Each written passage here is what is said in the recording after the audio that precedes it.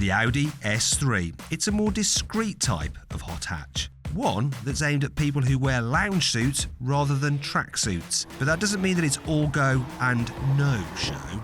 The S3 just looks a little bit more sporty than a normal A3. And that's because you've got this deeper front bumpers with bigger air intakes. And then down the side, you've got larger alloy wheels as standard, and you've also got some special S calipers as well.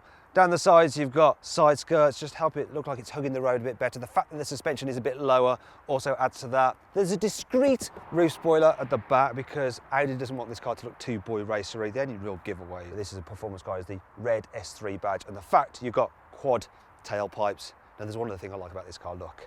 I love the pulsating indicators, look at that. It's cool, it's really cool. I'm not bored yet. No, I'm still not bored. I'm bored now.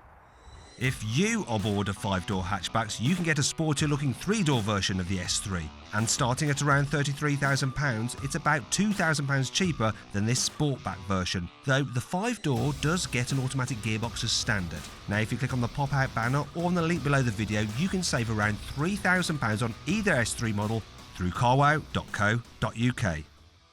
Inside you've got a normal Audi A3, which means quality is very good, but there are a few upgrades. So you've got a special S on the gear selector, you've got an S flat bottom steering wheel. You've also got S3 on the dials, though I should point out that this car has the optional technology package, which includes digital driver's display. And you get leather sport seats as standard. These seats are the upgraded super sport seats, and they're an extra £700. And they're nice, they hold you in place pretty well when you go around corners, though they're not entirely necessary. As I said earlier, this car is more about the go than the show. So let's see just how fast it really is.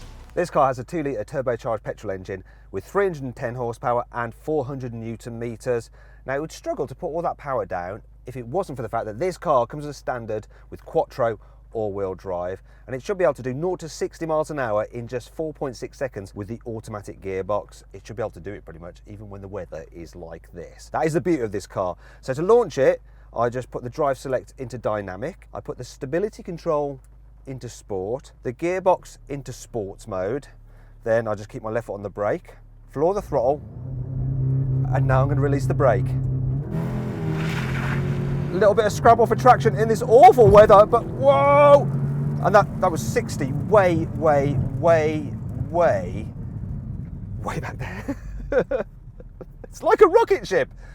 And you can just launch it over and over again, even when it's peeing down with rain. Let's find out just how quickly this S3 got to 60 miles an hour.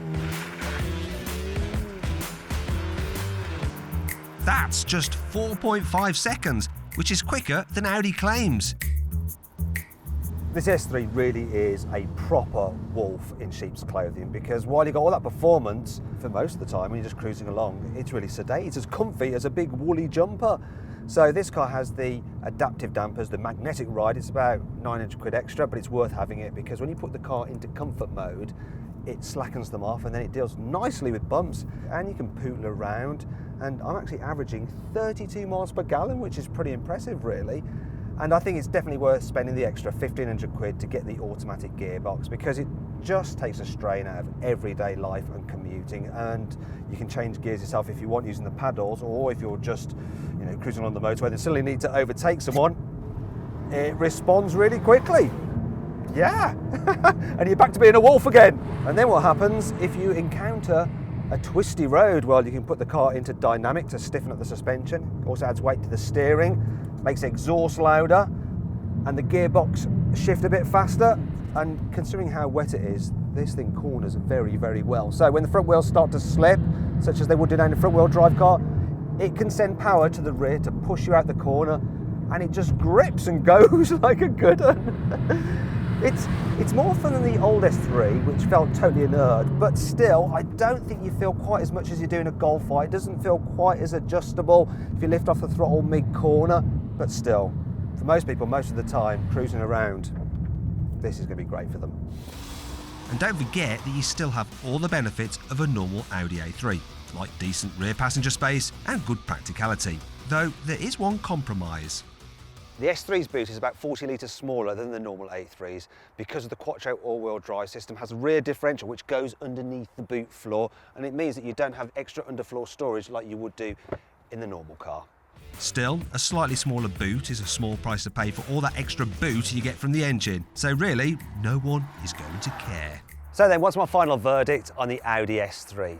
Well, it may not be the most fun hot hatch, but it's very quick and it's super stylish. Now, if you enjoyed this video, please like it, share it and subscribe to our channel, clicking on the windows for more content.